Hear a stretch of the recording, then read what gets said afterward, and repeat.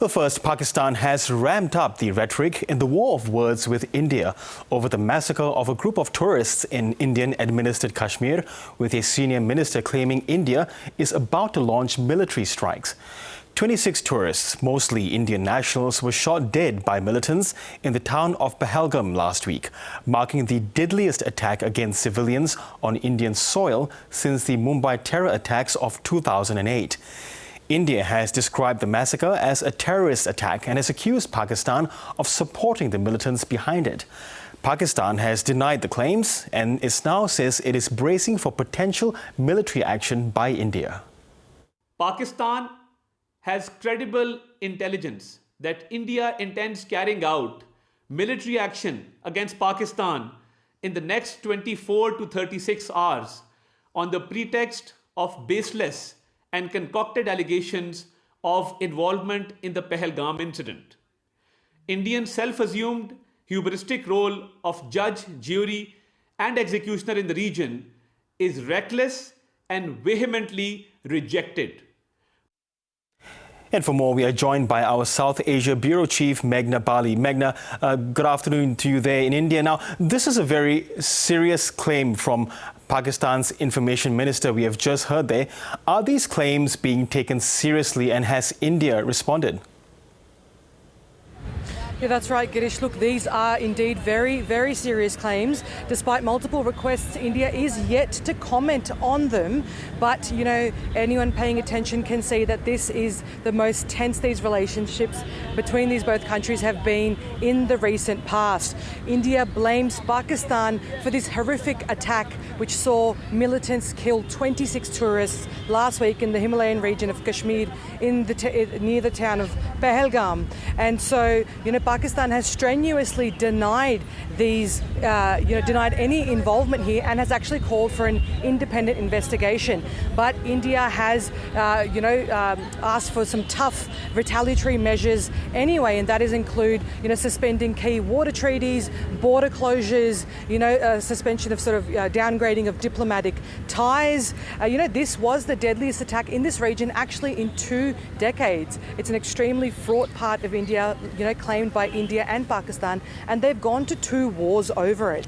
Now, after last week's attack, we've seen Pakistan break ceasefires along this line of control, in this disputed Kashmir region for 6 consecutive nights. In fact, over the last day, Pakistan has fired over the international border as well. Now, Prime Minister Narendra Modi has, vowed decisive action against the perpetrators of this attack. But, things between both countries are really seeming to heat up. Now, Prime Minister Narendra Modi, he has held a meeting with the various heads of India's defence forces, and he says he'll give the armed forces the free hand to respond to the attack in Kashmir. So has this raised fears of a major armed conflict between 2 nuclear-armed states?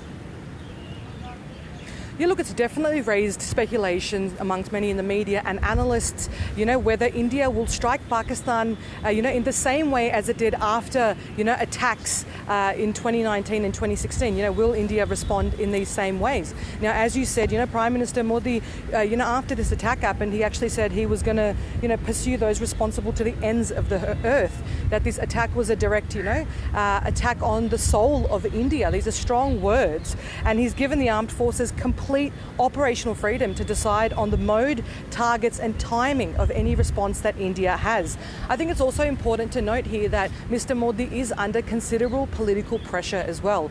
After the revocation of Kashmir's special status in 2019, which was controversial among the people of Kashmir, but had widespread support across Hindu majority India, this government and Mr. Modi, there was they had claimed that they had brought peace to a long disputed region, until that, was really, that claim was really tested last week as this massacre occurred. So there is a considerable amount of pressure on Prime Minister Modi to act quite decisively.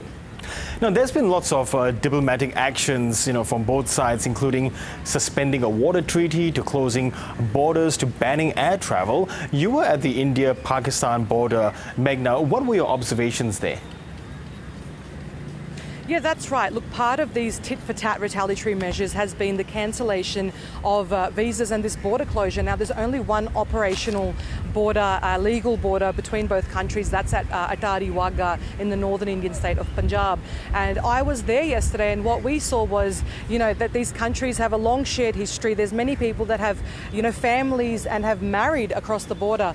Now, what's happened is the Indian government and the Pakistani government have ordered their, nationals to come back to their countries and for either country's citizens to leave. And so what we've been seeing over these last few days is a scramble for families to return home. Often, husbands being separated from wives and vice versa. We've had sort of, these people who have waited years to get into each other's countries, these long hurdles to get visas, who have finally, after years, gotten their visas, only to be sent home abruptly. And we saw, teary goodbyes at the border yesterday, really heartbreaking scenes. People wondering why they were being punished for something that had nothing to do with them. So, while, the fallout of, the diplomatic fallout continues, it was these people that were really, at the brunt, bearing the human sort of, cost. Yeah, okay. Meghna Bali in New Delhi, thank you so much for that update.